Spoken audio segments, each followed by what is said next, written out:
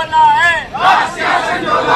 छात्र एकता जिंदाबाद, छात्र एकता जिंदाबाद।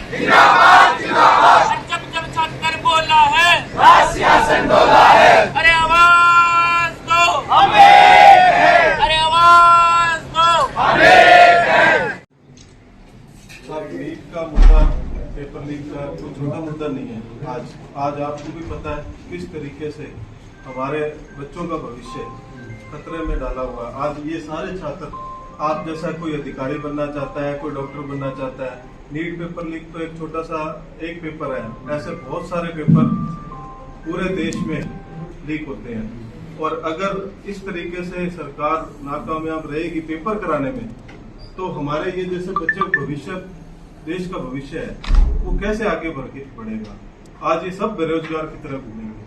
इस पे हमारे सारे बच्चों का निवेदन है कि आपसे हमें सहयोग चाहिए कि आप हमारी बात देश के प्रशासन, शासन सब तक पहुंचाएं और इस नीट के पेपर लीक के ऊपर अच्छे से जल्द कार्य करें। बाकी जैसे इंफ्रास्ट्रक्चर है, जैसे साइंस को लेकर है, तमाम चीज़ें जो बुनियादी ढांचे हैं उनको सरकार कमजोर करे, उस चीज़ों को लेकर हम यहाँ इकट्ठे हुए हैं। तो आप बेसिक जो दिल्ली में चल रहा है, आपने सुना नाम, वही सारे मुद्दे आपके पूरा एजुकेशन सिस्टम को लेकर तमाम शिक्षा व्यवस्था आज इस तरीके से खोखला हो रहा है इंफ्रास्ट्रक्चर। बेसिकली जो भी इशू जिम्मेदारी तय हो, वो सब चीज जो सेम चीज सरकार द्वारा जिम्मेदारी तय हो और उसकी जवाबदेही। देवेंद्र प्रधान इस्तीफा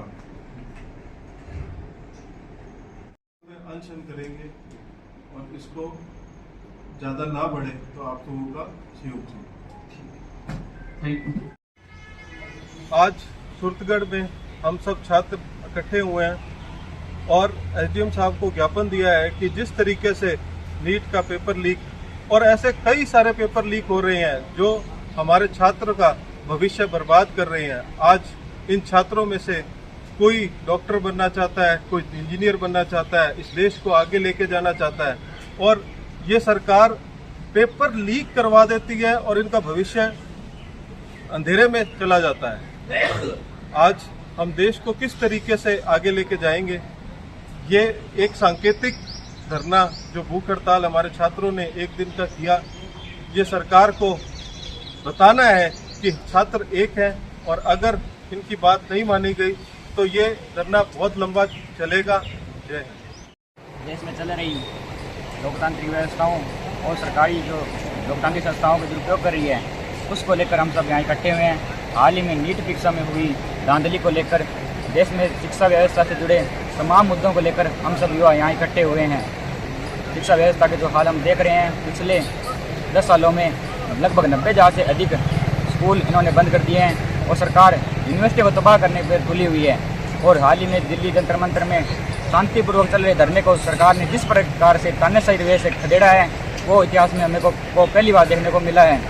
हम सब यहाँ जो इकट्ठे हुए हैं, एक दिन की भूख हड़ताल कर रहे हैं। इसको हम समाज को संदेश देना चाहते हैं कि हम सब जो यहाँ इकट्ठे हुए हैं, जितने भी यहाँ इकट्ठे हुए हैं, वो समाज को यह संदेश देते हैं कि हम सब यहाँ जागरूक युवा इकट्ठे हुए हैं।